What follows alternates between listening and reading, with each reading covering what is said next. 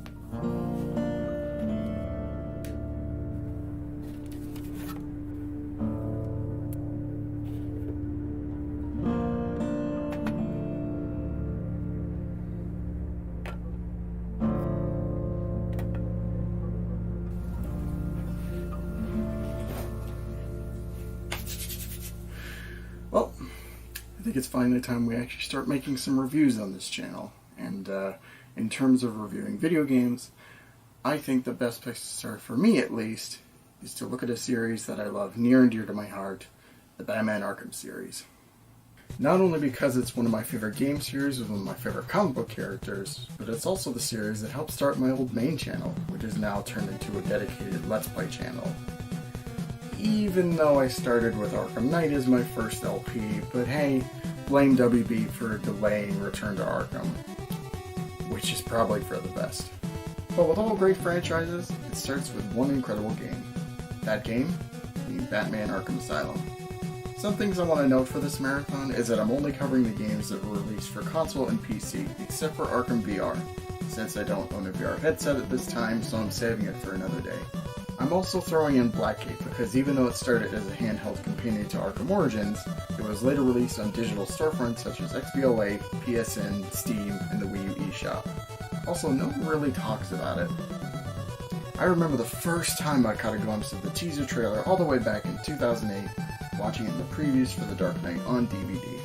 I remember feeling really interested, but also terrified, which only increased my excitement. The game would later release in the summer of 2009, but at that point I kind of forgot about it, and also I didn't have a 360 at the time. It wouldn't be till early 2011 where I played the game for the first time, and I just fell in love. It was pretty much the only game I was playing at the time, since my first 360 game, Spider-Man Shattered Dimensions, kinda got ruined. The gameplay, story, performances, everything just hit me in a place that would not only make me become a loyal fan of this series, but also gain more of an interest in this character and his world. For this review, I'm mostly looking at the 360 version, but I'll also be taking a small look at the PS4 remaster. After 10 years since the game's release, I think it's finally time to see not only how it holds up to the rest of the Arkham series, but also just as a game in general. So, let's pop this into my 360, and let's begin with the story. Our story begins with our hero taking the Joker back to Arkham after their latest altercation. As soon as they get inside the facility, Batman doesn't feel right about the whole situation and decides to tag along in the escort to Joker's cell. Moments after he is out of Batman's hands, Joker gets loose and enacts his plan to take over the island, which starts with releasing almost everyone to run wild, but also kidnapping the warden of Arkham Asylum, Quincy Sharp. Soon enough, Batman catches up with the clown, in which he reveals the Titan and Stud, which makes up the majority of bosses in this game. But I'll get back to that later. Trust me, it's definitely not going to end pretty. After tiring him out, Joker leaves, but calls back right away just to tell him that he is Commissioner Gordon and will kill him if they are followed. A few trails leads the Dark Knight to the medical center, and after saving some doctors and having a fever dream, Batman saves Jim from Harley Quinn and finds Bane completely drained of his venom supply thanks to Dr. Young, who we saved previously. After an underwhelming boss fight, the pumped-up Luchador takes a swim at the Batmobile, and Batman sends Gordon off the island to keep him out of danger. Bye, Gordon. See you at the final boss. Bruce heads to his island Batcave to analyze the Titan drug with Oracle when they realize that Joker is trying to secure Dr. Young's formula so he can create an army of unstoppable monsters to take over Gotham City. Soon, Batman finds the hidden formula, which he destroys, and saves the Doctor from Zaz, only for her to die seconds later. Wonderful. After he wakes up, Batman finds and frees the warden, and after a non-boss, Harley accidentally tells us about a lab hidden within the botanical gardens that is used for producing Titan on a massive scale. In due time, the Dark Knight destroys the lab, and after learning that Titan is made with genetically altered plants, he heads to Poison Ivy's location to find a way to make an antidote to cure the Titan gene. Ivy tells him that he needs spores that are hidden underneath Arkham Island. Only problem with that is that the spores are located in Killer Croc's lair. After some more shenanigans, Batman has one last encounter with Scarecrow, which ends with Mr. Jones fucking him up good, leaving him the mess we see in Arkham Knight. The Dark Knight manages to secure the spores, stops Croc, and heads back to the Batcave to synthesize an antidote. Just in time as Ivy's plans destroy the place. This just made me care less about her dying in Arkham Knight. With the antidote in hand, Batman stops Pamela just in time for him to be invited to Joker's huge party. One last Titan battle leads to the reveal that Gordon is captured once again, and that Joker is planning to infect the Commissioner with the nasty drug. Luckily, Batman gets in the way of the shot, and after a small scuffle, the clown Prince of Crime has had enough of Batman shit and decides to infect himself, which leads to him turning into an abomination. Batman ends the fight with a Falcon Punch, resulting with the island back in order and the city saved once more. Our hero rides off in the night with a Batwing to stop Two-Face, ending the story of Arkham Asylum. Overall, I still think it's the best in the franchise, and definitely my favorite one so far. Paul Dini really did a great job for giving us an introduction to this universe, even if there are some minor issues throughout that don't really have an impact on the story as a whole. One thing that really helps the story are the performances from all the actors and actresses, which includes a few reprising their iconic roles from Batman the Animated Series. Mark Hamill as the Joker is the star of the show from beginning to end, and the main reason you want to replay the story over and over and over again. Kevin Conroy's Batman is always great, and Arlene Sorkin as Harley Quinn is really good, despite this game being one of the last times she voiced the character, which still makes me sad. The rest of the villains such as Ivy, Croc, and Scarecrow work as well too, even Zaz, that weird fuck. For everyone who isn't a main character, they're just flat out bad. They feel more in line with a Saturday morning cartoon rather than a mostly dark and serious game like this. So, with the story out of the way, let's dive into gameplay. Starting with combat, it's the good old Arkham combat that you've grown to love, but compared to the other games it isn't as easy to adjust back to. Combat requires the use of the 4 face buttons, which are attack, counter, stun, and dodge. You can run also, but I don't really find it useful for combat and just use it for traversal, which I'll talk about later. You can involve gadgets in the mix by using both triggers, which include Batarang to stun and knock down enemies, and the backlot for pulling in 1 to 3 baddies for combo potential or just to fuck with them. Acquiring certain upgrades allows you to build your combo and damage, but also adds 2 more moves to your arsenal, which includes a throw, which I find more funny than useful, and an instant takedown, which is great in large crowds. Both can be used by having a certain amount of combo and certain face buttons pressed together. As the game continues, different enemy types will start to pop in to give you a bad day, including the knife guys, which the cape stun is made for, stun baton guys, which you can jump over and hit from the back, crazes, which run at you only to get countered or punched in the face. Dudes sometimes decide to pick up a gun only for that to end horribly. Lastly, some guys throw whatever they can at you, which you just leap out of the way, so nothing to worry about. Overall, it's a really good first attempt, but there are some quirks that the later games fix for the better. For instance, when multiple thugs are right next to each other, you can take them out in one swing, and every once in a while your combo just kinda stops, which is really annoying, especially when you're in a good rhythm. Moving on to stealth, it's much easier to get back into, even if it isn't as interesting as the later games. For these sections, the shadows and gargoyles are your best friend. There are plenty of takedown options that I won't go over, but my favorites are definitely the ledge takedown and inverted, which is an upgrade and should be the first thing you get. One thing that bugs me the most about stealth in this game is getting caught, because the bullets rip through you like paper, which is an issue especially on harder difficulties. I wish I had more to say, but I got nothing really. It's good for sure, but the next game after it does it better in every way, but for the time it did its job well enough. Just to mention traversal quickly, you can run, glide, and press the bumper, which allows you to grapple at certain points. Last thing to talk about are the gadgets that will help you along the way. When the game starts, you only have a batarang, which works as well as it should. Just mostly breaking stuff from far away and stunning enemies like I mentioned before. In the trunk of the Batmobile lies the explosive gel, which is used to blow up through certain walls to gain access to new areas. You can upgrade it later to have a bigger explosion and have it self-destruct when enemies are next to it, which helps for stealth sections and is overall a great addition to your arsenal.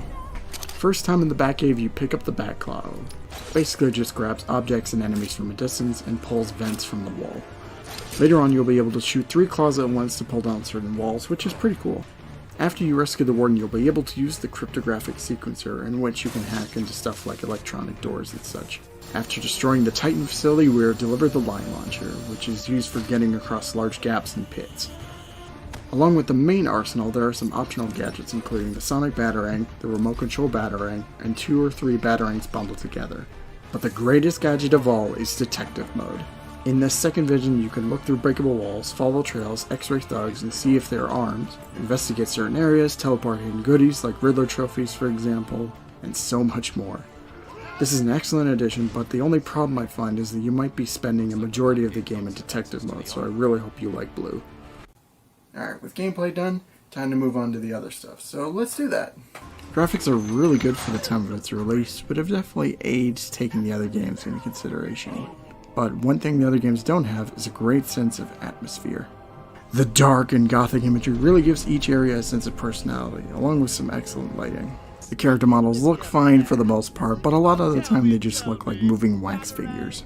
Mainly the NPCs. Speaking of which, the character designs are absolutely fantastic. Minus Harley. Croc and Ivy are the highlights for me, and the batsuit they designed for this game is my absolute favorite across the entire series. Talking on the soundtrack, I absolutely love it. It's just a very Batman-feeling score and fits really well with the gothic nature of Arkham Asylum, with my favorite tracks mostly being from the stealth sections. Boss fights are the weakest part of the game for me since they're mostly just Titan goons, including Bane. All they do is run at you, you throw a batarang, and they smack into the wall, and it gets old very, very quickly. When they decide to do something different, it isn't very interesting, like with Harley and Ivy, which I do not care for. Zaz, which is just pathetic, and Joker.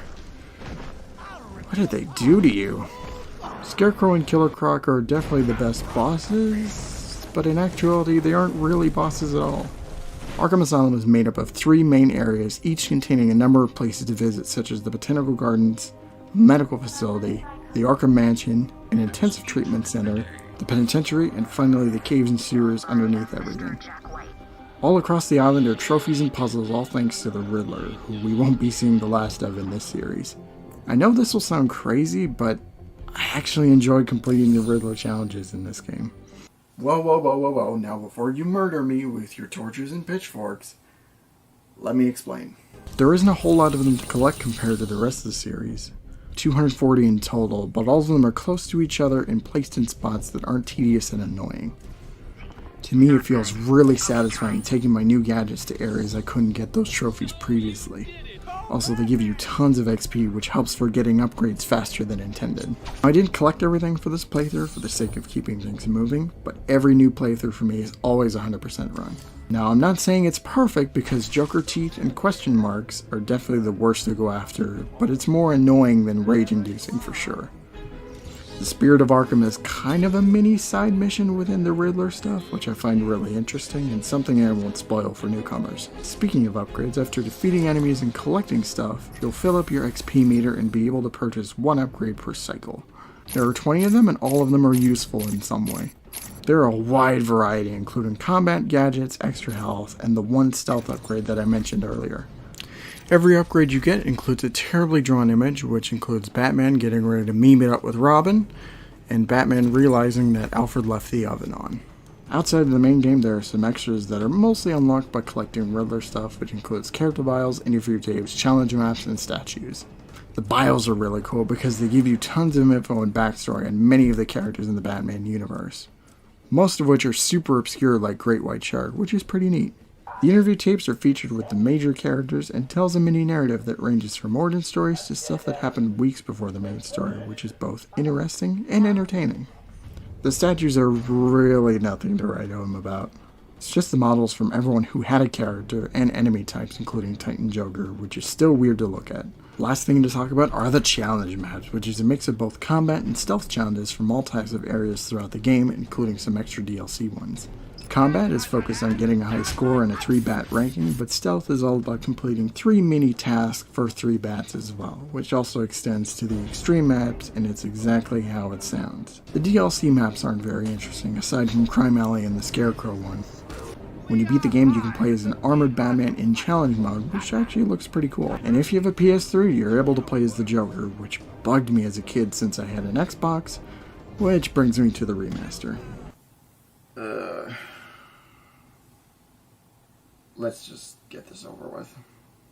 Released in 2016, Return to Arkham is the first 2 games bundled together and remastered for the 8th generation of consoles and released the same month as Arkham VR. Which seems like a bad idea now in hindsight. Just to start with the positives, the game controls well. Never had any issues on that front. All the voice acting and the music are the same as before, which is still great. Being able to play as the Joker on all consoles is really nice and it is actually pretty fun to use. Lighting is just as good as the original, and some minor changes to details like the rain outdoors is actually really neat. With all that good stuff, it sucks that what really ruins it for me are the graphics and the atmosphere.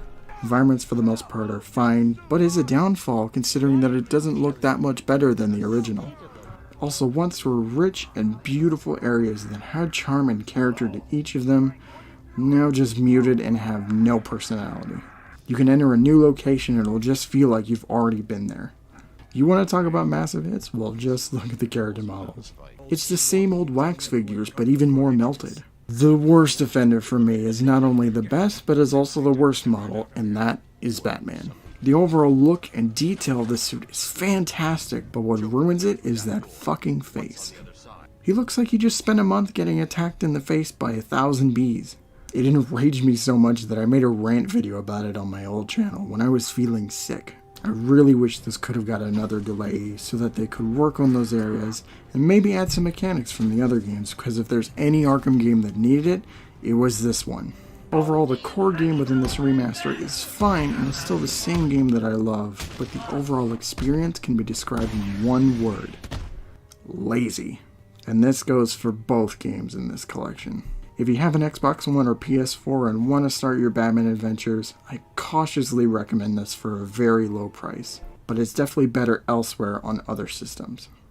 Just to cap things off, Batman Arkham Asylum is not only still an incredible superhero game and one of my favorite games of all time, but is also a great Arkham game and my favorite in the series. Just about everything, including story, gameplay, graphics, acting, and music, still hold up remarkably well in comparison to the rest of the games. Definitely isn't as refined, but I actually find some charm in that because it still works remarkably well. There are some problems for sure, most of which stem from the bosses, character models, and Harley's design, in my opinion. Even with all that, this is a fantastic game that I never get tired of playing from beginning to end, and that brings back so many memories. From renting this game and playing it for the first time with my brother, being utterly terrified fighting Killer Croc on my first playthrough, feeling pleased listening to Riddler's arrest after so much searching, and so many more memories that I could go all day. If you haven't played this, I can't recommend this game enough, not only to Batman fans, but also to people who are looking for a really good action-adventure game to sink their teeth into. The game is super accessible across dozens of platforms, so be sure to put this in your collection and take a dive into madness. You won't be disappointed. Well, that was it for my first review. I hope everyone was satisfied with it, and maybe this wanted to make you play the games again. If you have the specs to run it, I recommend playing the PC version. Or if you're feeling really nostalgic, hunt down a 360 or PS3 copy. In other words, stay away from the remaster. Anyway, next time we meet, we're going to be looking at the sequel and what many consider to be the best Arkham game, Batman Arkham City. But until then, don't forget to like, comment, subscribe, share, all that fun stuff. I'll see you guys next time. Thank you all so much for watching, and take care of yourselves.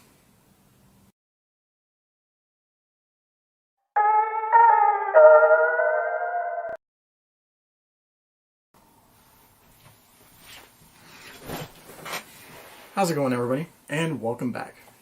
It's time to continue the Arkham gravy train by looking at the most critically acclaimed entry in the series, Batman Arkham City. After the massive success of Arkham Asylum, it was inevitable that a sequel be put into production, and only a few months after the game launched, a teaser for the next game would be released, giving us a glimpse of what they had in store for us.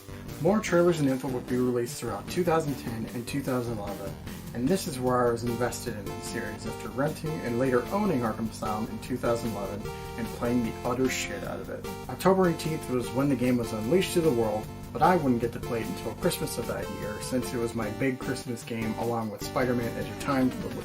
Just like with the first game, I loved it to pieces and then some, and just like what I said about Arkham Asylum is basically how I felt about this game experiencing it for the first time. Everything that was incorporated in the last game got such a massive upgrade, along with some new elements that just overall made it a well-executed game, and a pioneer of the comic book game genre, but we'll get to it throughout the review. Just like last time, I'm mostly looking at the 360 version, but I'll give my quick thoughts on the remaster, in addition to the Armored Edition released for the Nintendo Wii U. Without further ado, let's dive right into the story and see just what the hell is happening here.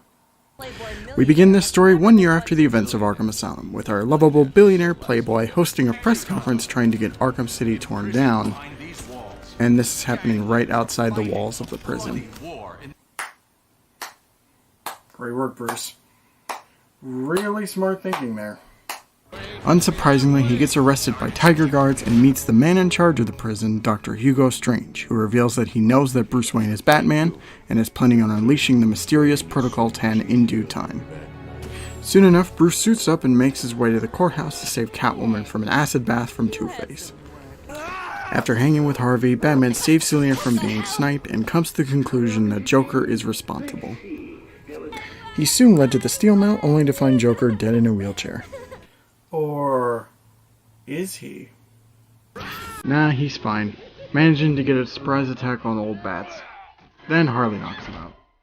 When he wakes up to a very sick-looking Joker, he explains to the Dark Knight that the Titan that he injected himself with back on Arkham Island is slowly killing him, and that he needs Batman's help to get a cure made by Mr. Freeze. In order to get him to cooperate, Joker injects Batman with some of his blood and tells him that he has been sending bags of his blood to hospitals all over Gotham, poisoning thousands in the process. The Kick Crusader rushes to Freeze's location, which is the old GCPD building, only to find that he's been taken by the Penguin and his crew. After some hassle, Batman enters the museum and learns that an undercover squad of police officers has been outed and taken hostage and must be saved along with Mr. Freeze. Damn. Batman surely has his work cut out for him. I mean, to him, this is probably just a regular Tuesday. In time, the cops are saved, Freeze is freed, and we do battle with Cobblepot and his pet zombie Solomon Grundy, only for them to be decimated. Freeze tells us soon after that the cure for Joker degrades too quick and needs a restoring agent to keep it stable. With some unexpected help by a random female ninja, Batman begins his search for Ra's al Ghul, which leads him to the underground area known as Wonder City. Upon arriving, he is greeted by Ra's daughter Talia al Ghul, who saves him from some of her ninjas. He tells her that he is ready to take his place in their crusade, but this is all a lie just to get to Ra's. After a massive drug trip, we fight Mr. al Ghul and manage to get a sample of his blood to help stabilize the cure, to the dismay of Talia. Don't do drugs, kids, or else a giant bat will steal your blood. Not Dracula, though. He already killed him.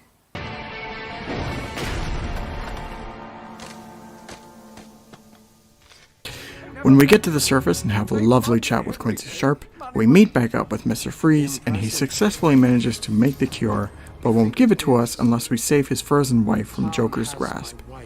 Batman isn't having any of it, so we end up fighting with Mr. Fries. Seconds afterwards, we come to find out that the cure was taken during the battle by Harley, so we make our way over to the steel mill, saving Vicky Vale on our way. Thankfully, she's not a screaming mess here.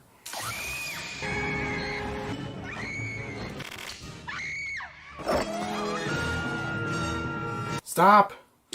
Soon enough, we make it back to Joker, who's looking a hell of a lot better the last time we saw him, and after beating up him and his mooks, debris falls on our hero and leaves us open to get killed by Joker. At the last second, Talia shows up and offers the Clown Prince of Crime the Lazarus Spit in exchange for Batman's freedom. He agrees, and we get knocked out. Time passes, and upon gaining consciousness, we are rescued by Catwoman and see Protocol 10 in full effect, which is basically a wipeout by missile for all the inmates of the prison. I haven't talked much about her, so let's get it over with now.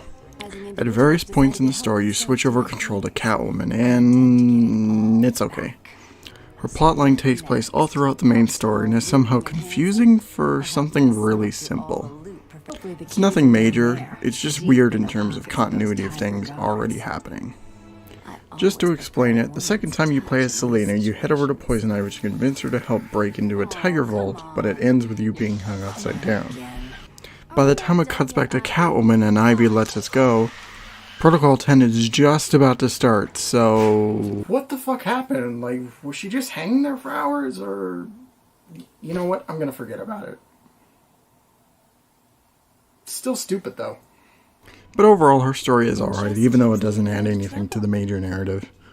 When it comes to playing as her, I like her in combat, not the biggest fan of her traversal, and certainly don't enjoy her for stealth.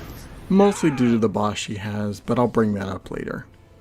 Catwoman also has a couple of costumes for challenge mode and playing the individual episodes in the main menu, and they're good. The animated series is the best one, and I actually like her long Halloween look. Her DLC, like I said, is okay, but definitely could be improved. Like having the option to not go through her episodes when replaying the story, but that's just a tiny nitpick from me. Anyway, let's just head back to the story. In due time, we come face to face with Hugo, not only to hand his ass to him, but also to finally shut Arkham City down. It's also here we find out who Strange has been working with the whole time, and it's none other than... Ra's al Ghul. Yeah, the same guy you beat up a few hours ago. Even though Hugo was able to figure out who Batman was, it was Ra's who set everything in motion, all in an effort to wipe clean the criminals that plague Gotham. Unlucky for him, Hugo decides to blow up the tower in his last breath in an effort to kill Bruce, and after some free-falling, Ra's takes his turn trying to murder Batman, and it goes as well as expected. Dumbass. Well, now it's time to save Talia from Joker, and upon arriving at the movie theater, Talia breaks free and stabs Joker in the back, and he dies. Well, that was anticlimactic. You didn't. But wait! There's more! Talia gets shot and killed by Joker, and this is when the second big twist is revealed. Okay, so it turns out that Joker has really been sick and dying the whole time, and the healthy one who we've been seeing the majority of the game has been Clayface, all to fuck with Batman's head? But that's what I got out of it. It's definitely the better twist of the two since they give you little clues and hints throughout the game instead of being shoehorned in at the last minute, but I digress. After a fun boss battle, Batman manages to drink the cure, but before Joker can get any, he stabs Bats in the shoulder, causing him to drop it. What the fuck did he think he was going to accomplish there? With the cure gone, Joker has one final laugh before he dies off for good. Batman carries his body outside the walls of the prison, leaving him with Gordon, and walks off in the night, ending the story of Arkham City. Overall, a really good story by Paul Dini once again, but unlike Arkham Asylum's story, there's one major thing it lacks in my opinion, and that's a sense of focus. In Asylum, you had one clear villain to chase down the entire game. In City, you have that main villain at the very start, and almost immediately he's thrown to the sidelines, and by the time you truly get back to him, you're already at the end of the game. And it turns out he wasn't even the true main villain after all. It's a bit disappointing since Hugo could have had potential to be this really great villain, but he's underutilized. I'm not saying they should have got rid of the Joker, but at the very least toned him down to give the new guy more of the spotlight. Now for something positive. Performances are still top-notch, and I would consider this a step up from the previous game. Aside from Harley. Sorry, Tara. The highlight is of course Mark Hamill giving his best and my favorite performance of the Joker in this series. Kevin Conroy does an incredible job, and Corey Burton as Hugo Strange is great, and who I always think of as the voice of that character. Other favorites for me are Troy Baker and Nolan North as Two-Face and Penguin respectively, Maurice LaManche as Mr. Freeze, and Grey Griffin as Catwoman. The story finished, let's move on to gameplay, shall we? Everything from the previous game is here and accounted for while also being improved for the better. I'm not going to try and spend too much time here since so much is the same, but there are some notable changes to go over. Combat got a massive upgrade this time around, feeling much more focused and comfortable. All the minor issues I had with Asylum's combat have been smoothed out or removed completely, and now it just overall feels much better. Can't tell you how satisfying it is just to start random fights with the inmates. Just to talk about additions, Batman and crew are now able to counter up to 3 enemies at once, and I enjoy this immensely. Just a very Batman move, and I'm loving every second of it. Gadgets can be integrated into combat now more effectively. The last game kinda had this, but I found it more useful as a starter and a finisher. This game has it where you can use a number of gadgets in the middle of your combo with a simple combination of buttons and triggers. This I find really fun and adds a variety to each combat section, even though I don't use them myself aside from the Batclaw. Takedowns and other moves like it are also great this time around. Throwing enemies has been removed completely, and in its place we have the multi-takedown, which I love, the disarm that comes in handy, and the bat swarm, which I never use but enjoy nonetheless. Enemies have been improved to a degree by changing certain enemy types and adding some new ones to mix things up. Just to mention changes for a second, knife dudes and people who throw stuff have been made significantly easier, with knives being easier to dodge, and being able to counter whatever is thrown is so much better. As for new types, we have armor thugs which require a beatdown, and shield enemies which require you to jump on. Overall I like these additions since they require you to think a bit more during combat, but can be a bit annoying at times, especially in crowds. Gravitating towards stealth, it's as great as ever with some added fluff that improves upon the greatness.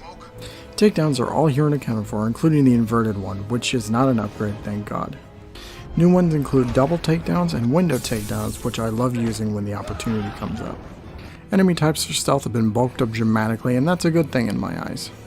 New types include thermal thugs, which can see through smoke and detect you in gargoyles, jammer mooks who can disrupt your detective mode, and enemies who set mines on the floor for you to step on. Just like with combat, they add some good variety to the stealth and makes you put a little bit more thought on how to take these guys out. The next great improvement is traversal. I didn't really talk about it last review since there wasn't really much to it in terms of the whole experience. With a much bigger world to explore, they did their damnedest to make it feel so entertaining gliding around. Besides having much better control during a glide, you're also able to dive bomb and pull back up to gain altitude. Along with the grapnel boost you can acquire, it feels so much fun just to mess around in the air, flying over rooftops. Last thing to mention here are gadgets. All the tools from the last game minus the multiple batarangs are here and work just as well as before. They are slightly upgraded to a degree, with favorites of mine being the multi-use line launcher and batarangs being able to hit the back of enemies' heads, but I won't go further into it. In terms of new gadgets, we have some which I enjoy using a lot. First up, we have the smoke pods, a famous bat tool which is great for getting out of tough situations, but is also useful for blinding thugs to get a free hit in. Next up is the remote electrical charge, which helps open up certain doors and gates and shocking mooks during a fight. After that, we have the disruptor, which is used to jam Mr. Freeze's ice gun, but can be upgraded later to disrupt normal guns, jammers, and to blow up mines. Lastly, we have the freeze blast, which is used to create platforms and freeze up enemies. I use this for Riddler thugs mostly, but we'll talk about that later. Overall, all the gadgets, new and old, are fun and can make for some creative uses. Now let's go on to the other stuff in the game. Graphics are just plain great and a major step up from the last game. Almost everything, including environments and character models, just look lovely. All the areas just have a nice look to them, and it's good having models that don't look like melting wax. Lighting, I would say, is about the same in quality, and I like the dank and depressing atmosphere, even though I still prefer the gothic feeling of the Asylum. I need to find Catwalk. When it comes to the soundtrack of Arkham City, I love it just as much as the last game. If Asylum's music is mysterious, City's is bombastic and goes incredibly well with the large scale the game has. If you remember from the last review, I stated the bosses were my most disappointing part, since the majority of them were cut from the same Titan cloth. Rock City definitely listened to the criticism, since the majority of the bosses this time around are actually fun and unique from each other. There's a couple that I don't enjoy personally, like the Joker and Two-Face fight, but the absolute highlight for not only this game, but the entire series is the Mr. Freeze fight. I love this boss so much, and it's definitely in my top 3 for Arkham bosses, with it being number 1. With a larger prison, that means a bigger sandbox to play in. Besides flying around, you can also encounter an infinite supply of thugs all over Arkham City that you can either smash their face in the ground or silently take down when guns are in play. This completely annihilates Asylum's post-game, since you can just beat up whoever you want at any time, rather than everyone just disappearing after the story, not counting NPCs. Aside from the main story, there are other small objectives in the form of side missions, which is at its peak in this game and completely goes downhill from here. It's just how it sounds. Throughout the game, mini-quests pop up periodically, mainly focused on a certain villain, and in my opinion, almost all of them are fun and enjoyable. When it comes to favorites of mine, they would have to be Azrael, Hush, and Deadshot. Some others, like the gliding challenges and extra gadgets, are okay and simply mindless at best. The only ones I don't enjoy are Zaz, since it can get really tedious and boring. Political prisoners, because there are so many and it's the same scenario each time. And quite possibly the worst thing about this game, the Riddler. Now, I know I said I liked the Riddler side quest in the last review, but this time around it is the complete opposite. It's the same idea from the last game, except now there are hostages to save. When it comes to actually saving the hostages, I quite like the Riddler rooms, since they're well designed and put your gadgets and brainpower to good use. The process of actually getting to these rooms, however, is why this side mission fucking blows. There are over 400 Riddler trophies, plus an extra 40 for Catwoman, and they are everywhere. This is such a chore and gets really boring when you're on the hunt for these things, and from my experience, that can happen rather quickly. If you're dedicated enough to complete this, I recommend doing this last, and make sure you have a guide for some of the more tricky trophies. Don't collect anything during the story, since it'll bite you in the ass when you have to revisit areas later on. Honestly, you're just better off not doing these at all unless you really want to listen to the interview tapes or read those mini-stories. Outside of the main campaign, there's also the returning challenge mode, now titled Riddler's Revenge. It's the same as before, but with some additions that already make it better than Asylum's challenge mode. Rank challenges are basically how maps were handled last time. Campaigns are 3 random maps bundled together that test your use of augments to get the best ranking, and custom maps allow you to play any map with any augment that you can either make things harder or easier depending on your preferences. Me, I just turn all the positive ones on and wreck everything in my way. One little addition I like in the menu is the story synopsis, in case you need a refresher. There's also concept art in the returning model viewer, which I won't get into since it's really self-explanatory. Last thing to really mention here is the DLC. Besides Catwoman, you can play as Robin and Nightwing in the challenge mode with their own set of costumes, as well as downloading some extra maps centered on different villains. They're really fun to play as, and they add some extra meat to the game, and also it's kind of fun playing as them in case you get bored with Catwoman or Batman. There's story DLC in the form of Harley Quinn's Revenge, which acts as a small epilogue to the main plot, and it doesn't really do much for me. It's nice to play as Robin in a story segment, but besides that, there really isn't much to it. There's a set of Harley balloons to pop, but it isn't really worth your time to go after. The best bit of DLC for me is the different Batman skins, with my favorites being the animated series and Batman Beyond. I'm also really fond of the 70s skin and Earth 1. All the other skins besides those are fine, but I rarely find myself using them unless I'm in the mood to. Now on to the extra bits. Starting with the remaster. Alright, I'm not going to spend too much time on this, since most of the points I have for the Arkham Asylum remaster are mostly the same here, but there are some things I want to point out anyway, starting with the brightness. I know you can turn it down, but even in low settings, it barely makes a difference for me personally. Also, at its default placement, it just washes everything out. It makes it more awful than it actually is. Character models look even worse than the Asylum remaster, and I'm shocked that they managed to pull that off. If it isn't the hair, it's just them and the new lighting, which makes it look like melted wax all over again. Also, they're really shiny. I mean, just look at Batman. What the fuck is that? Thankfully, all the DLC is here, so I can use animated Batman to make myself feel a bit better. I said this in the last video, but this remaster definitely needed more time in the kitchen, because what was served to us while being solid just ends up being a mess and is summed up in one word. Lazy. Wait for a massive price drop if you really want to play these. Besides that, stay away. Yes! Finally done talking about that damn remaster. Let's move on to the Armored Edition. Hey, anyone remember the Wii U? Yeah, I didn't think so. Well, they ported Arkham City with some unique features, and it was actually a launch title for the system. First and foremost, we have armored suits for both Batman and Catwoman, and I'm mixed about this. I actually really like the Batman suit, even though I prefer the Asylum version. The same can't be said for Catwoman. It's just a stupid design and just not needed for someone like her. But the suits aren't just for show, since including with them is the exclusive gimmick for this port, which is the BAT mode, which is essentially a precursor to the shock gloves in Origins. It's a neat idea, but it doesn't really do much for me, so I forget I even have it. Also, I would use it more if it didn't have that dumb filter, which is just essentially detective mode. Last thing to talk about is the gamepad functionality, which is easily the best part for me. With the gamepad comes a lot of really neat stuff that you can do, like having a map at all times, a sonar mode that I don't really care about, a gadget menu that allows you to customize a loadout, which is really cool, and the standard menus for upgrades, BIOS stories, and Riddler stuff, etc. The gamepad adds a nice dynamic to gameplay by making you and your arsenal very immersive, which can either be a good thing or a bad thing for some. Another thing I love is that you can play the whole game on the gamepad, which really makes me want to switch for it. Come on, WB. We're asking for it. It'll make money. If they decide to put the Arkham games on the Nintendo Switch, I think it would be really cool to incorporate the armored content. They couldn't really do any of the gamepad stuff, but the armor and the BAT mode would be a neat Switch exclusive. But for what we have here, Arkham City Armored Edition is a cool novelty, and if you want the most immersive Arkham City experience, this is the way to go. If you still have a Wii U somehow, I would recommend this for your collection to get your Nintendo Bat fix.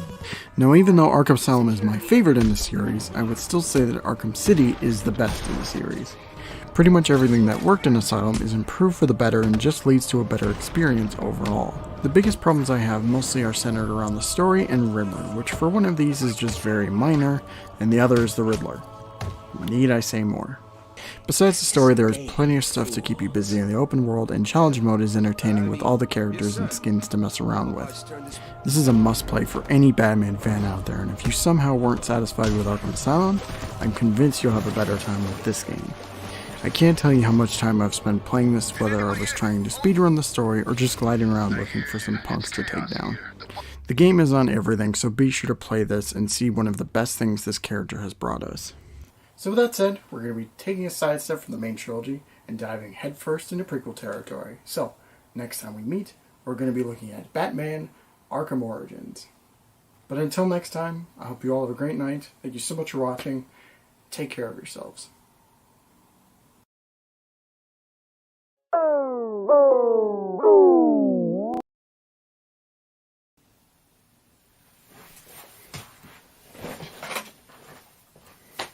How's it going, everybody? And welcome back. Now that we've looked at the best, it's time to go in a different direction and take a step in the past by looking at the prequel game, Batman Arkham Origins. Man, 2013 was definitely a weird year for Batman fans. The Dark Knight Returns Part 2 released some praise, the Caped Crusader was showing up in Injustice, and he had a new cartoon on the way known as Beware the Batman. But the announcement that had me the most excited was the next Arkham game that was being released later on that same year. Since Rocksteady were hard at work on the final installment, WB Games Montreal stepped up to the plate, and considering that they worked on Arkham City Armored Edition for the Wii U, it seemed like a safe bet that they would make a good game to keep us busy. From the initial teaser and eventual trailers throughout the year, it had me in super hype mode, and even though I was 13 at the time, I didn't give a damn about anything that seemed bad. Just like Arkham City, it was a Christmas present along with Blackgate, and I couldn't play it right away thanks to a brother and a certain FPS he got. But once I did play it, I couldn't put it down. I mean, that was so long ago. I mean, I've done playthroughs since then, but nothing ever stuck with me like that first one did. Maybe this time will be different.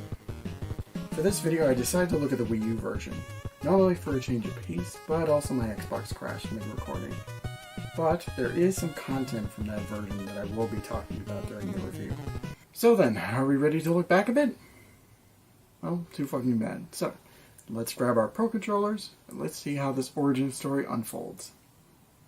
We start this game 5 years before Arkham Asylum. Okay, I just need to sidetrack for a minute. 5 years? Seriously? Out of all the amount of time you could have chosen, and you pick 5 years? Okay, back on topic. It's Christmas Eve, and Black Mask is breaking into Blackgate Penitentiary with Commissioner Loeb as a hostage. Batman hits the prison and is just short of saving Loeb, which sucks, but he gets to punch a crocodile in the face, so that's something. Bruce heads back to the cave and looks over a memory card he found, which reveals that 8 of the world's best assassins are trying to claim a $50 million bounty set up by Black Mask to kill the Bat. Among the list, we have Killer Croc, who we just took down a second ago, Deathstroke, who was just a marketing tool for this game, Copperhead. Oh, come on, it had to be intentional. Electrocutioner, who is just the Shocker but less cool, Lady Shiva, who I like already, Deadshot, who we took down in Arkham City, Firefly, which is random, and finally our favorite luchador, Bane. So not only does he have to deal with these guys, but he also has cops after him, and he has to eat that Christmas ham with Alfred. I mean, shit.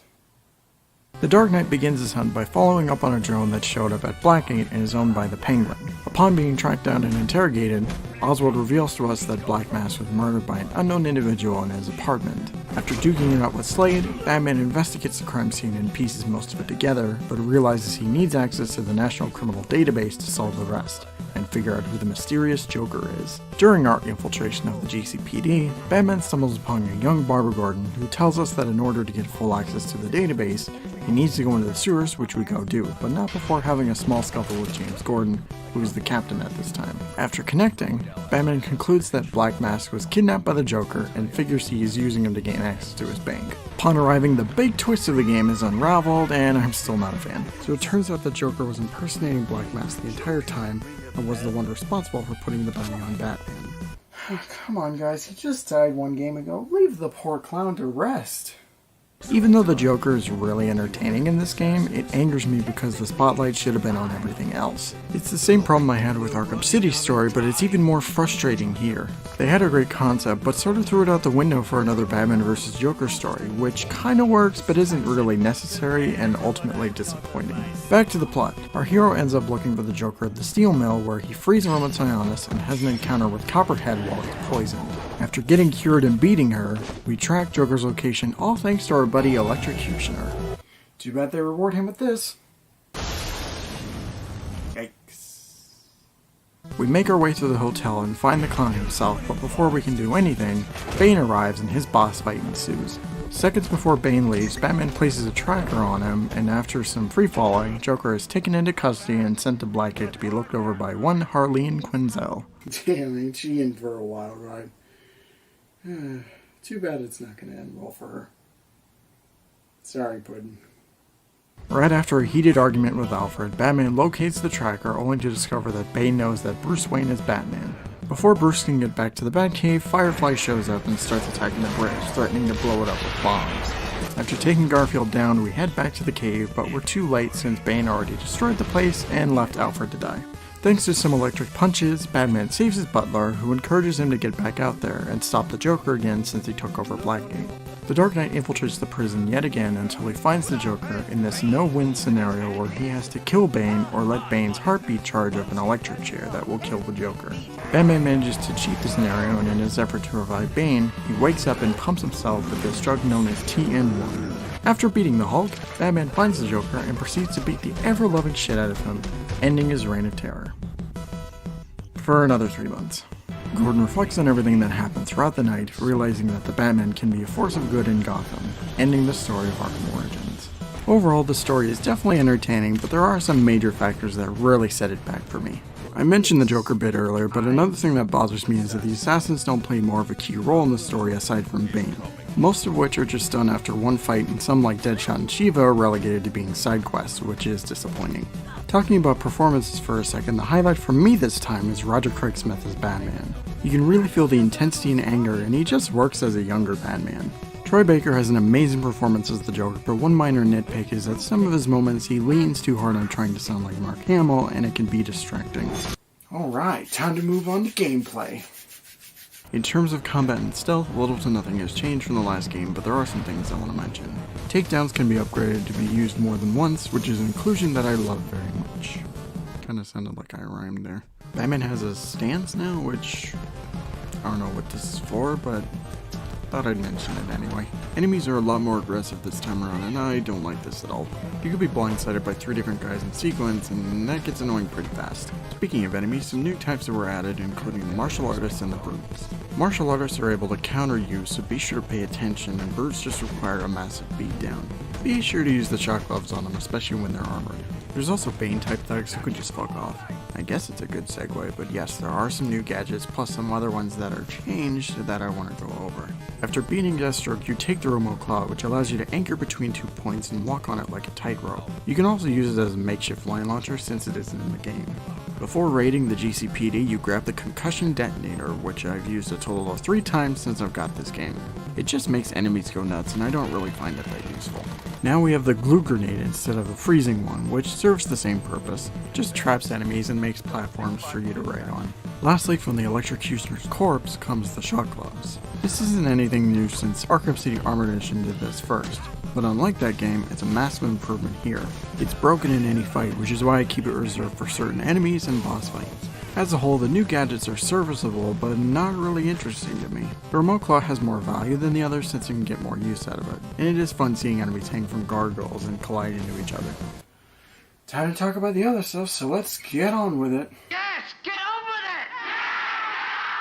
it! You like Arkham City's map? Well, here it is again, just stapled to a new chunk of Gotham. I'm not going to fault them too hard since they probably didn't have the budget to make something completely new, and I enjoy seeing Arkham City long before it became a shithole. Besides gliding, the best way to get around is the new fast travel system, which is the best addition to this game. Only problem is the loading screen you'll be seeing over 100 times. It's just so boring to look at, especially with no music to liven it up.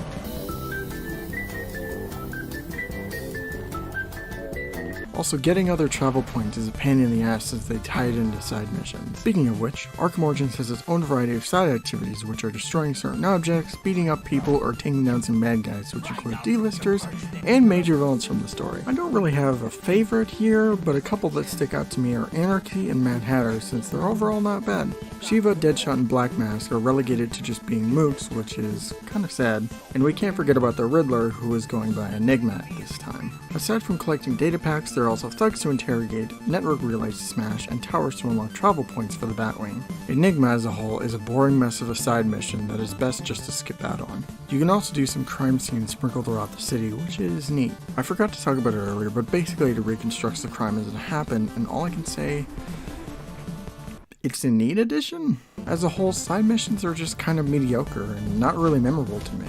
There's not really much else I can say, so I'm just gonna move on before I piss off more people. So, let's talk about the Dark Knight system, shall we? There are 4 sets of challenges for combat, stealth, etc. And this is without a doubt the worst inclusion in this entire series. I'm not kidding when I say this, but my words can't describe the burning passion I have for these fucking challenges. Not only do certain upgrades unlock after completing a certain challenge, but some challenges can only be done in certain areas throughout the campaign. So if you fuck up, which you most certainly will, because the challenge is bugged, well, too bad. And after finishing every tier of missions, what is your great reward for wasting your time with these? A repaint of the main suit that still keeps all the damage. I'm only going to say this once, but for the love of God, don't do these. For fuck's sake, don't. Graphics are alright. Yeah, that's it. Models are nice, and some areas are very pleasing to the eyes. But at other times, you're staring at an ugly gray skybox, which is never nice.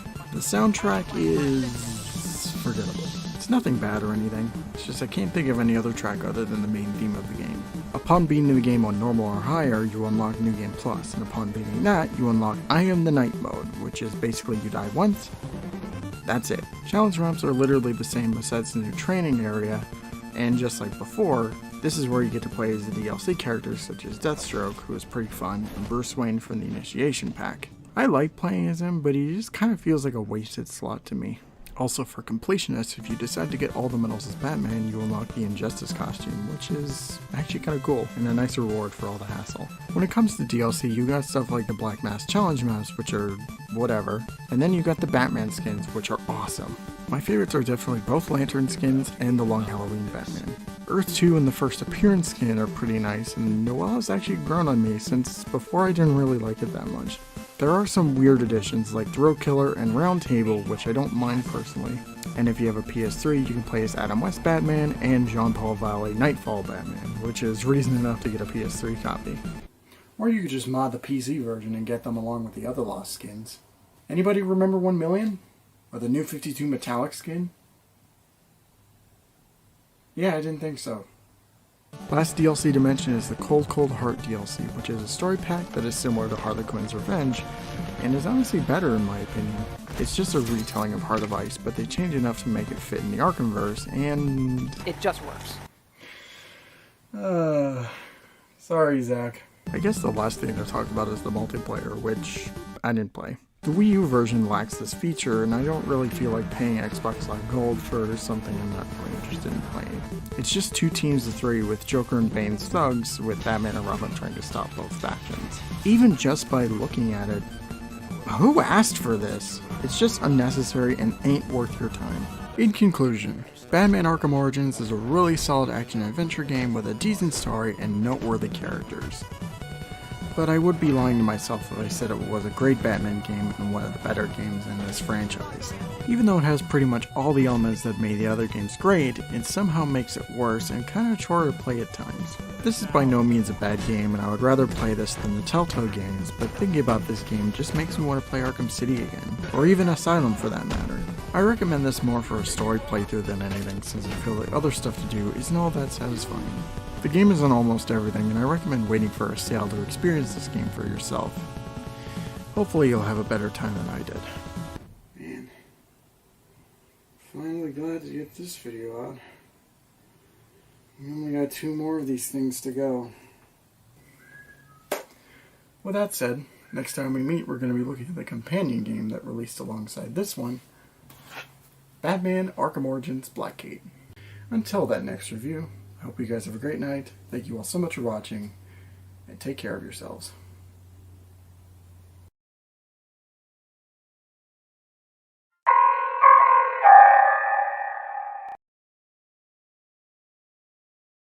I had no idea you felt that way.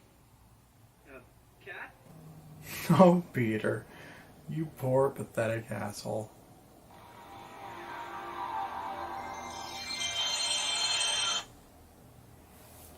Yellow. Hey, it's Zach. I'm just calling about the... Who is this? Zach. Iron Ninja? I don't. The ginger one. Oh, Zach, Iron Ninja. Now I remember. Wait, does your name end with a... Don't you fucking dare. Also, like, seriously? Dude, you meet so many people on the internet, you're gonna forget names sometimes. I'm really starting to regret this. Anyway, what do you want? I'm calling about the Blackgate video. What's going on with that? Oh, that. Well, you see, I finished the Arkham Origins video, and I was about to... You haven't even started it, have you? Oh, come on, can you blame me? I mean, have you played this game? Think about it like this. Once you play it, you never have to talk about it again. Yeah, you're right. Great. But first... Started already, goddammit. Alright, fine. Asshole. I'll give you fucking Blackgate review, piece of... How's it going, everyone? And welcome back. We're not done yet with the prequel era, so today we're going to be looking at the mostly forgotten Batman Arkham Origins Blackgate. Ah, I thought you knew what I was talking about, but you don't have a clue, do you? Well, let me fill you in. Developed by Armature Studio, Blackgate was announced alongside Arkham Origins in Game Informer magazine's May issue of 2013. Back then, I was actually really excited for this. Not only was a new console Arkham game coming later that year, but the idea of playing an Arkham game on the go was something that blew my mind as a kid. Christmas of that year is when I got both games, and since my brother got the latest Call of Duty that year, didn't really get a lot of time to play Arkham Origins. So I moved on to Blackgate, and I really enjoyed it. It had everything I loved about the other games, and it was playing on my 3DS, which was the coolest thing, despite it looking really ugly. On April 1st, 2014, a deluxe edition of the game with higher quality visuals and some added skins such as Adam West, Earth 2, and The Dark Knight Returns will be released for consoles and is the version that I'm looking at for this video. Not to waste any more of your time, let's look at the story. We pick up 3 months after the events of the main game, with Batman on his nightly patrol. Moments later, he comes across the mysterious Catwoman for the first time, and after a lengthy chase, she is caught by the police and brought into custody. 2 weeks pass, and upon meeting Gordon with the newly installed bat signal, Jim tells us that a riot has started at Blackgate with all the staff taken hostage by every single inmate. Batman infiltrates the prison and meets up with Catwoman after saving her from some thugs. Selina tells us that the Penguin, Black Mask, and the Joker have taken over different sections of the prison, and that the hostages are held in the Arkham wing, with each villain having some kind of access to getting there. With this information, Batman begrudgingly teams up with Catwoman to free the hostages and return the prison back to order. So this is where the plot kinda stops, for lack of a better term. Things do move along, but it's all up in the air since you can play through the game in a variety of different ways. It only really picks up again until after the last villain is taken out, but I'll go into more detail about this system later. Anyway, back to the story. After taking out all 3 baddies, Batman enters the Arkham wing only to discover that there are no hostages and Catwoman has been trying to get to Bane to deliver him to her contact. Upon dealing with some shenanigans, Batman locates Catwoman, and after a final battle, she is incarcerated by Captain Rick Flag, and peace has been returned to Blackgate once more. Batman descends into the night, continuing his quest for justice, ending the story of Arkham Origins Blackgate. Overall, the story is just kind of meh. It's not bad, but it's not good. It's just kind of somewhere in the middle for me. I like the fact that Joker isn't stealing the spotlight this time, and he has just as much screen time as the other 2 villains, which is a nice change of pace. Voice acting is just okay. No real highlights this time from anybody, but what is given is relatively good. Cutscenes are now represented with comic book style art, which works on the fact that it's for a handheld game, but the art is just plain bad. It just makes everyone look strange, and it doesn't help that every cutscene has no color to it, so nothing really stands out. I didn't really talk about the Task Force X stuff, but only because it doesn't really do much for the story besides setting up stuff that goes nowhere. You could literally take that all out of the game and it would impact nothing. So after all that, let's move to gameplay. The basic fundamentals of the other games is here, only now it's in a 2D perspective and it's really awkward. You will notice the moment you start playing on how distractingly clunky it feels, especially with the jank animations that make you rethink every situation you come across. It's something you'll get used to the more you keep playing, but it's completely understandable if you decide to turn off the game just from how uncomfortable it feels.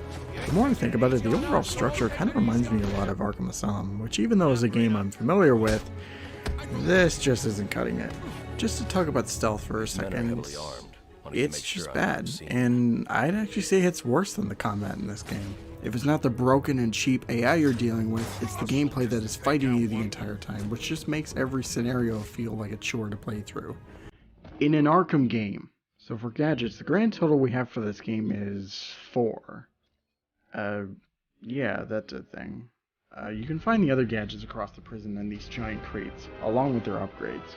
Just like in Asylum, you only start with a batarang, but besides that you have your usual gadgets such as the Batclaw, Line Launcher, and this Proximity Gel Launcher, which works exactly like that one gadget from The Dark Knight. Overall, the gadgets are just fine. They can be fun to use at times, and they serve their purpose well, but besides that, there's really nothing to them. To be honest, there really isn't much else to say about the gameplay. Just about everything feels half-assed and could definitely use some fine-tuning, especially with this remaster.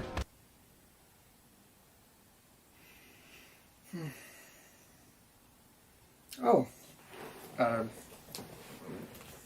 Wasn't expecting that section to be so short.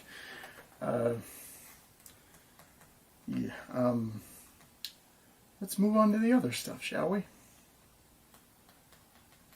So we have 3 main sections of the prison with various obstacles and enemies that will be in your way. Like I mentioned earlier, the last chunk of the game changes depending on who you take out last. All that really changes is that each villain has a special cutscene and a specific scenario that Catwoman tells you about, like bombs and hostages for example. So, in order to complete the game 100%, you basically need to play the game 3 times just to get an idea of the other villain endings. I mean, it's a neat idea for replayability, but it's a pain in the ass since you really don't want to do everything all over again just for a slightly different outcome.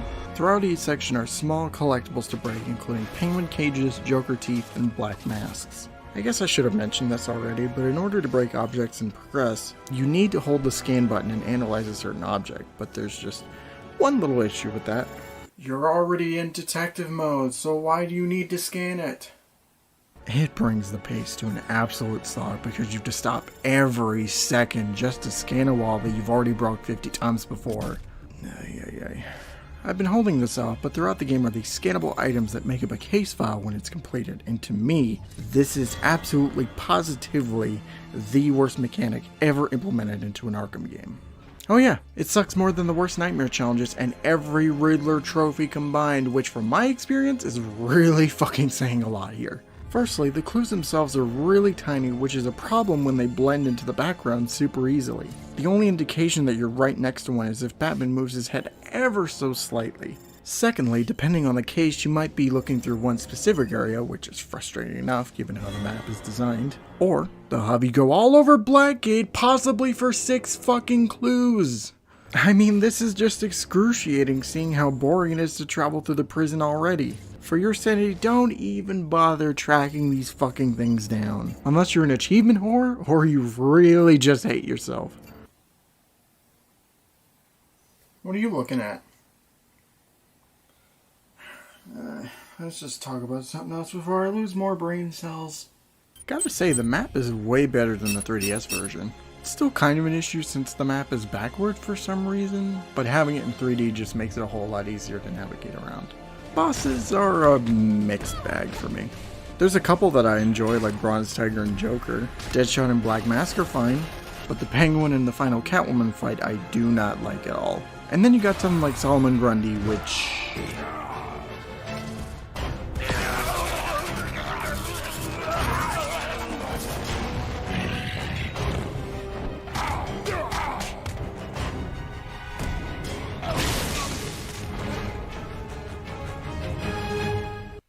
yeah. Instead of an upgrade menu, they decided that each upgrade would be placed in mini crates all over the map. Along with those, you can find different pieces of a batsuit to put together. To be honest, upgrades aren't really noticeable this time around. It's just stuff like extra armor and a rush mode for combat, which doesn't really make a whole lot of difference. Suits are a neat bonus, with most of them having a unique perk for gameplay. They're mostly reused from the other games, except for 2 of them. This includes the Zero Year suit, which is a deluxe edition exclusive, and the Beware the Batman suit, which I don't mind since I'm a fan of the show. Speaking of reused, the music. It's just tracks from Arkham City and Arkham Origins, which is lazy, but I won't fault them too much since the tracks here are actually good ones. Mainly the Arkham City stuff. The last thing I want to talk about is the graphics, since it's probably the biggest improvement comparing it to the 3DS and Vita original, but comparing it to the other games, it manages to fall short in some areas. Models are okay for the most part, but they fit more at home than a mobile game than a digital title like this one. Environments are fine, but sometimes they can look really bland and have this ugly color to them which just doesn't match well at all. Overall, it's right between being passable but also really lackluster. I don't really have a good segue to the end of the video, so... what are my final thoughts on the game? Arkham Origins Blackgate is something I can best describe as being a really good idea on paper, but just misses the mark in its execution. I wouldn't call this a terrible or even a bad game, but just a really monotonous and dull experience, which in some cases can be worse. From the awkward and repetitive gameplay, awful design, meaningless upgrades and collectibles, mediocre bosses, and graphics that are just plain bland. As much as I like the fact that this game is available to a wider audience now, there is very little that makes me want to come back and play it again. this is the only Arkham game I recommend you not play, since I really think it isn't worth your time and that money can be best spent elsewhere. There.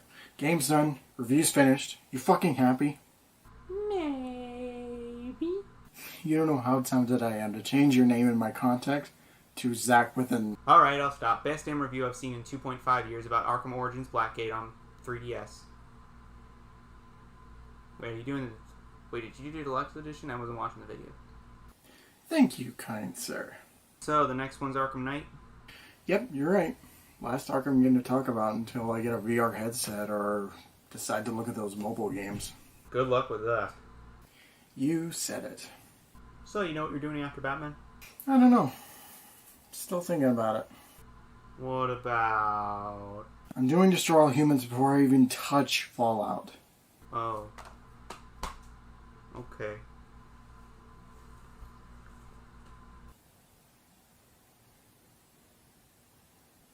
So with that said, next time we meet, we're capping off the main trilogy and finally ending this marathon of videos by looking at Batman Arkham Knight. But until then, I hope you guys have a great night. Thank you all so much for watching, and take care.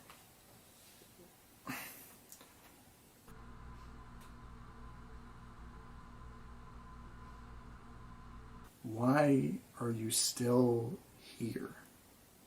You wrote it in the script. Oh. Plug your shit and get out. Well then, if you want to take a look at games that are just as terrible as this, why do you exist? Or this, you can come down to my channel at Iron Ninja.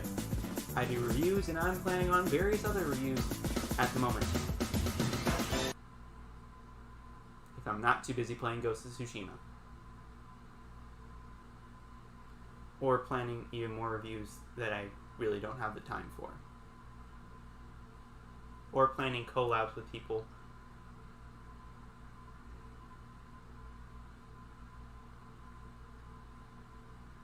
Yeah, that should be it.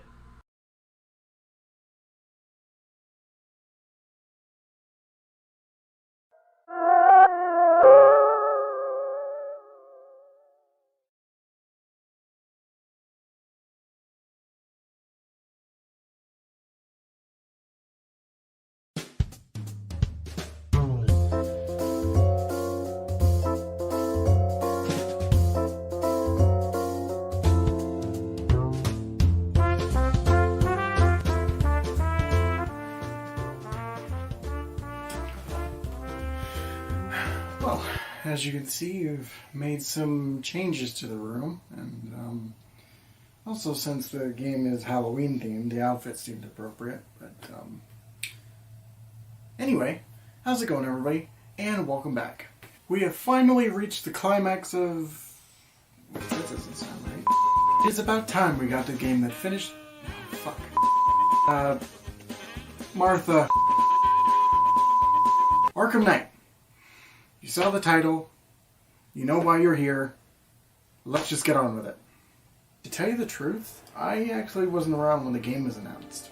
At the time I was in Nova Scotia dealing with something that I won't talk about, but by the time I got back and when I saw it, I was hyped. Was I concerned that the announcement came right at the time that Arkham Origins was also unveiled? Fuck if I cared, it was a new Batman game made by Rocksteady. I would keep up with it through various E3s, Game Awards, and even when it launched back in June of 2015. But I wouldn't get to play it until Boxing Day of that year, when I got my first PS4 with the game bundled with it. And also I blew off ice fishing with my uncle. Yeah, sorry about that. Not only was it the first PS4 game I ever played, but it was also the game that launched my YouTube career. I haven't played the game in full since I did that playthrough back in 2016, and when I decided to start my review channel with this series, I was curious to see how my opinion would be after everything was all said and done. For this review, we're looking at my original copy for the PlayStation 4. The case has definitely seen better days, but I was still able to partake in this grand finale to the series. So then, are we ready to cap everything off? Well, let's not beat around the bush any longer, and let's look at the story. We begin this tale 9 months after the events of Arkham City. Gotham has been relatively quiet for the most part until the Scarecrow shows up, threatening to douse the city with his fear toxin. After the population is evacuated, Batman and Commissioner Gordon get to work on stopping Scarecrow and bringing everything back to order. In time, we arrive at the Ace Chemicals factory, and this is where we first come across the new mysterious villain known as the Arkham Knight. Jason Todd. It's just Jason Todd. Okay, I feel enough time has passed so we can really talk about it, and boy do I have some things to say about him. Firstly, he's not an intimidating bad guy whatsoever. He just comes off as a whiny bitch, mostly because Crane wants to scare a guy who isn't afraid of anything, and he won't let Jason kill him until he does. So most of his dialogue consists of him throwing insults, and it can become ear-grating very early on. Also, despite knowing everything about Batman, all of his plans fail massively, and it just makes him look like a complete tool. Not to mention, but they make it extremely obvious who's under the mask, especially if you have any knowledge of the Batman mythos. You know, maybe throwing in flashbacks to a character we had no idea existed previously wasn't really the smartest thing when the main villain is supposed to be a mystery. Back to the story. Batman manages to stop Scarecrow's plan, but before he can apprehend the straw man, Oracle gets kidnapped by the Knight, which gives Crane enough time to escape. Also, we got doused by some fear gas, but I'm sure nothing bad will happen. Oh, for fuck's sake! Come on, guys, really? You couldn't just have one game without him? I hate to sidetrack again, but I just have to talk about this. So it turns out the cure we took in Arkham City didn't really work, since we still have a bit of the Joker's blood, which not only spawns a hallucination to follow us around, but is also causing us to transform into the Joker. It also leads to a side plot involving other Joker-infected people, and what this all amounts to is that the Joker is the main villain again. Look, I love Mark Hamill, and he has some really great moments in this. But I am just so sick and tired of the Joker at this point, so I don't really care about this plotline as a whole. So, after escaping the plant, we tell Gordon everything about Barbara, including her secret identity and the fact that she was kidnapped, with Jim having a somewhat appropriate reaction. In due time, we track Oracle's location, but it turns out she wasn't even there, so we decide to almost crush someone's skull with the Batmobile.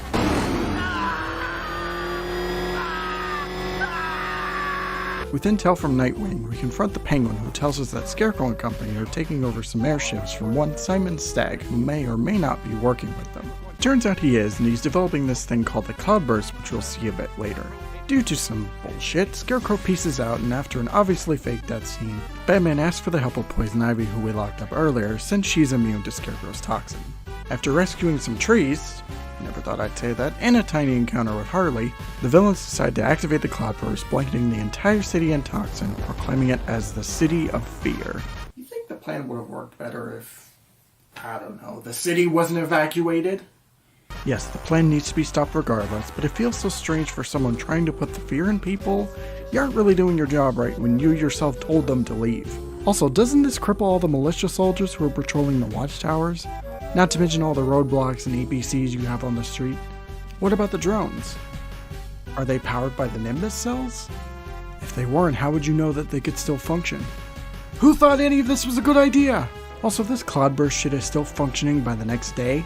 We know that other superheroes exist in this universe, so Superman will just save everyone in a matter of time anyway. You know, when he's not murdering people, like that would never happen. No.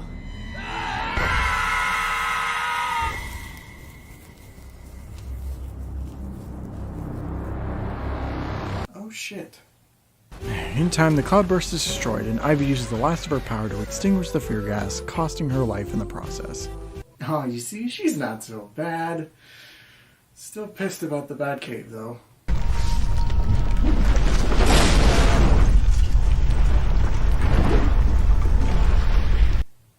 Bitch. Well, now it's time to circle back to Commissioner Gordon, who got himself kidnapped, and after tracking him down, we finally have a somewhat boss with Jason, and it sucks.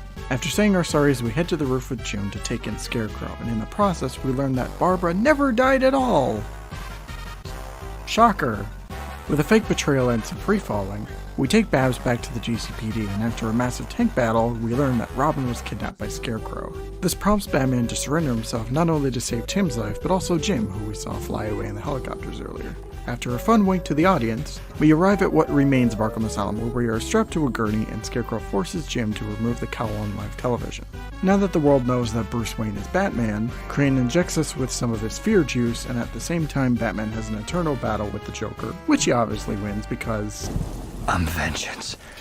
Get out of here, Pattinson. Hi, Freeze. I'm Batman. What? I'm Batman. No, stop. I'm Batman. Okay, that is cool, but I'm talking about this. I am vengeance. I am the night. I am Batman. Thank you.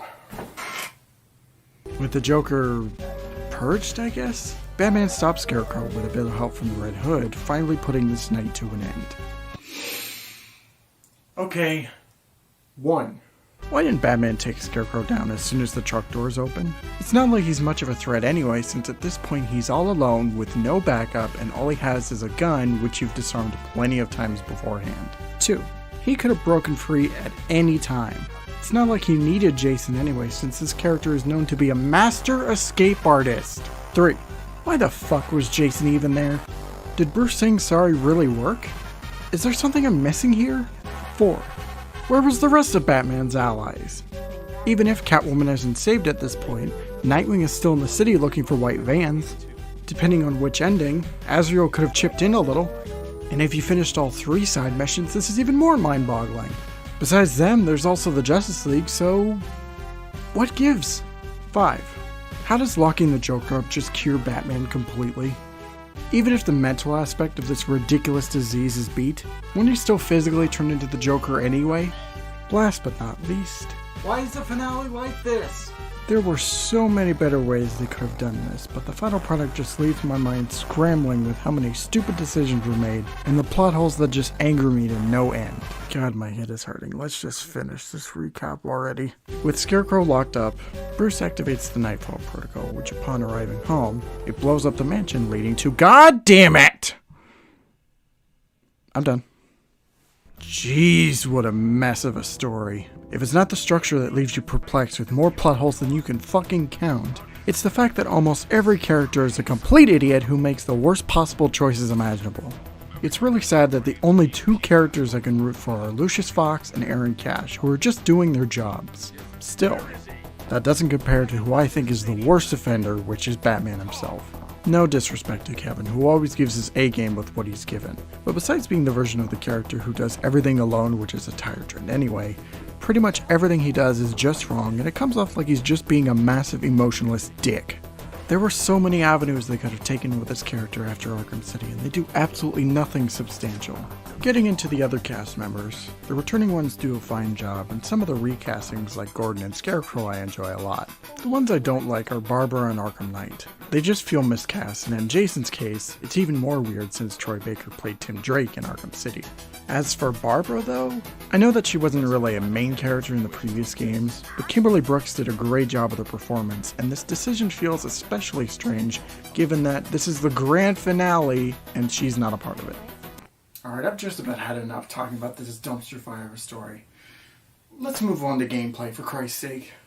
All the gameplay elements that we know and love from the previous games are here and have evolved to what I think is near perfection. Combat is fast and powerful, while stealth has enough new bells and whistles to keep it interesting. To a degree, but I'll talk about that more later on. I'm just going to focus on new additions, starting with combat. You can now do takedowns with the environment, which is pretty rad. Beating enemies into the ground is a great inclusion, and it's so satisfying picking them up into a beatdown. Last thing to mention is that you can use various objects in the environment like bats and pipes as weapons. That's me! He's talking about me! I'm the asshole throwing boxes now! Stealth only has one new addition, but I want to mention first that the majority of these sections are just plain bad. They're poorly designed and not a lot of thought really went into them aside from the two-faced side missions, since you aren't in grates the whole time. As for the new mechanic, we have the Fear Takedown. Time slows down and it allows you to knock 3 to 5 enemies out in quick succession. I wouldn't say they're as broken as the shock gloves, but they can be heavily abused in the right situation. At various points in the game, you might be joined by a fellow crime fighter or partner to kick some ass, and this is a good compromise since I feel co-op just wasn't going to work. When it comes to gliding around, there really isn't nothing new, but I will say it's the most fun in this game.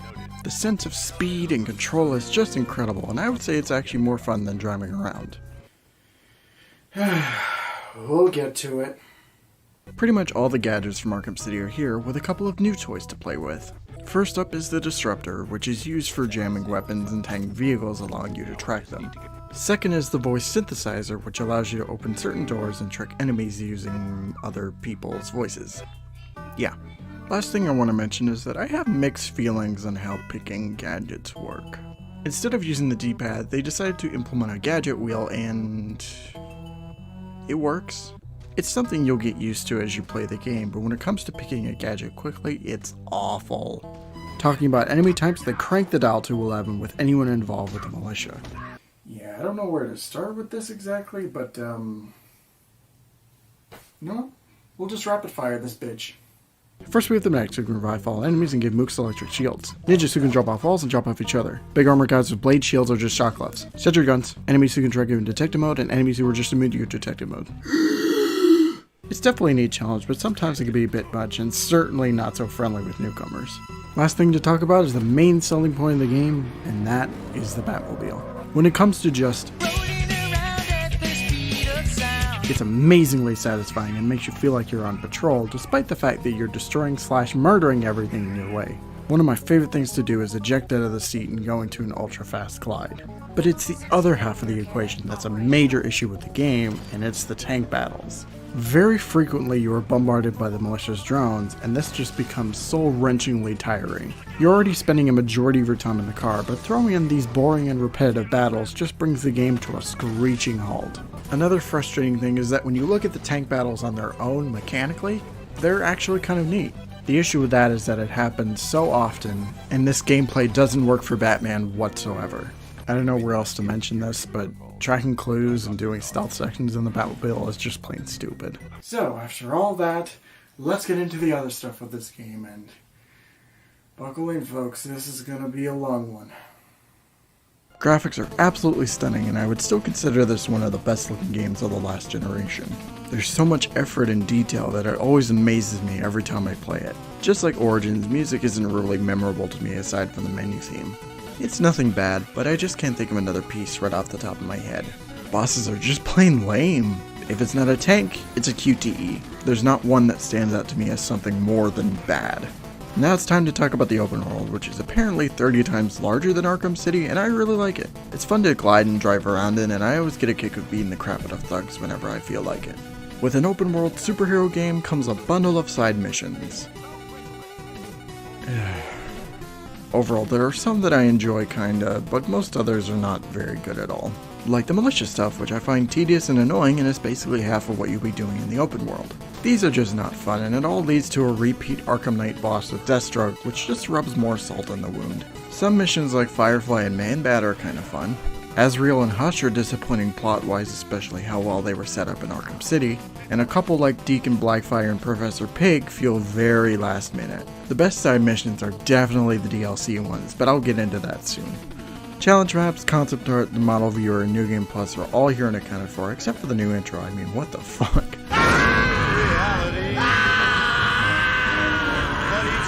I wanted to get at least one scare in here. Oh god! Oh yeah, I almost forgot this game has a photo mode, and it's alright. I mean, it isn't the best around, but you can make a kick-ass album cover. Time to talk about the Season Pass, which has some good stuff going for it, and some other stuff which I'm really not too fond of. Just to make this a bit easier for me, I'm just going to group them into separate sections, starting with the challenge maps. Honestly, not really much I can say besides that most of these are a nice addition, but I'm not the kind of person who plays challenge maps a lot. Most of these packs are just kind of whatever, but the one that stands out to me as awesome is the community pack that brings back classic maps and some new ones like Crime Alley and the Monarch Theater. I love this, and the fact that it's a free download is just icing on the cake. Now on to the story packs, which I'm very mixed on. There's things I like about them, but they have some aspects which disappoint me. I'll just say this now, the Batgirl story is the best one by far. It's the perfect length, and the story itself is really entertaining. even though Tim Drake is there. I mean, what the fuck? Red Hood, Harley Quinn, and Nightwing story packs are fun, but they're just too short to really make something out of them. Also, the less we talk about Robin and Catwoman story packs, the better. So now we have the Season of Infamy, which is an expansion that adds 4 extra side missions, and these are the best side missions in the game. They're not perfect, but I feel these have a more satisfying payoff than anything the main game has to offer. But just for fun, let's take this one at a time. The Mad Hatter is okay in my books. It's pretty harmless, and I love the end of it with the trip down memory lane. I'm a fan of Killer Crocs just from the story alone. Even though I don't enjoy his boss, or design for that matter, his plot is good, and I always enjoy more team-ups with Nightwing. Mr. Freeze has some dull moments involving tanks and stealth, but the ending with Nora being awake more than makes up for that. Also turns the entire map into a winter wonderland, which is cool.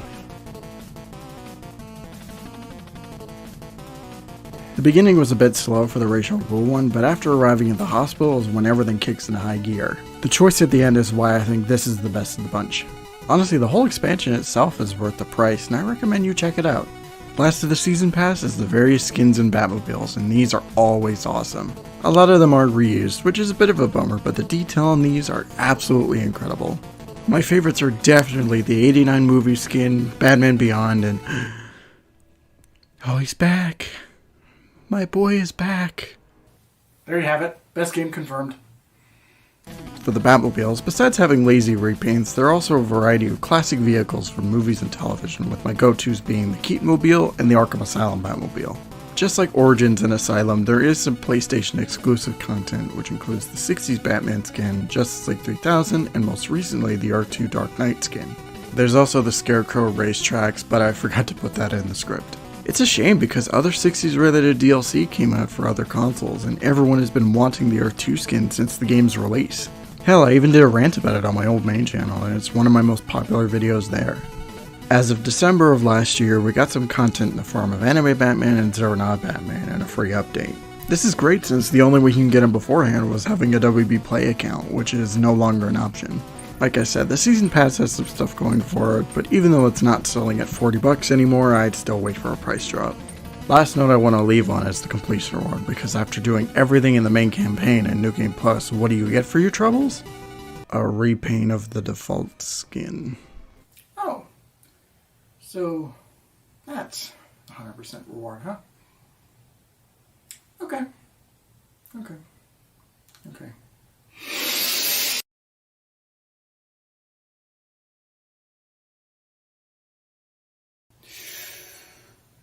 Okay. Okay. I think I got it all out there.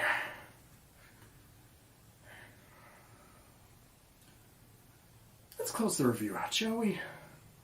In some aspects, Batman Arkham Knight really added some much appreciated improvements and turned out, in my opinion, to be one of the best feeling games of the franchise. If that makes sense. But in other ways, it made some weird and downright bizarre decisions that left us with a game that feels like a missed opportunity more than anything. Besides the god-awful story, the side missions as a whole are just plain underwhelming, and the tank mode has no use being in a Batman game and only extends to pad out game time. There are some good things to point out. I love the on-foot gameplay, driving around in the Batmobile is fun, and the game still looks amazing despite being released fairly early in the last generation. Honestly, it's kind of hard for me to recommend this game since it has a lot of problems and it doesn't really lend itself to people who haven't played the other games before it, and even to the veterans who definitely have a challenge ahead of them for sure. If you're a fan of the other games, I'd just stick to a story playthrough like I did with Origins, since like that game, I feel going the extra mile isn't really worth it at all. You can find the game on pretty much all platforms, and even though it's relatively cheap now, I'd wait for a sale. This marathon has actually been fun if I'm being honest.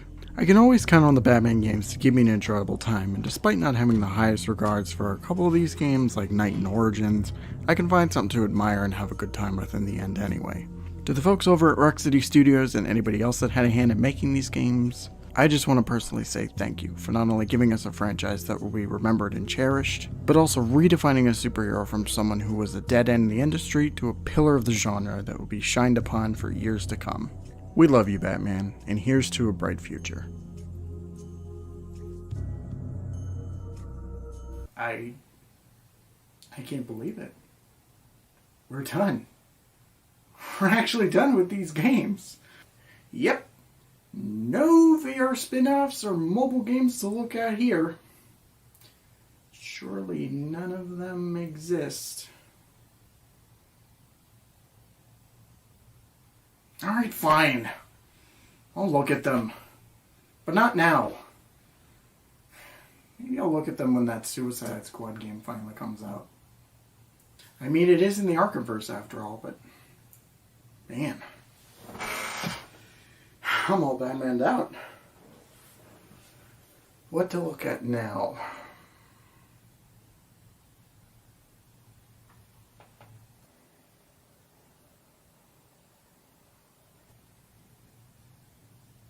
You know what? Fuck it. Let's take a dive in the Marvel Universe. And just for the hell of it, we'll cap it off with the Avengers game. Until we meet again, I hope you all have a great night. Thank you all so much for watching. Take care of yourselves.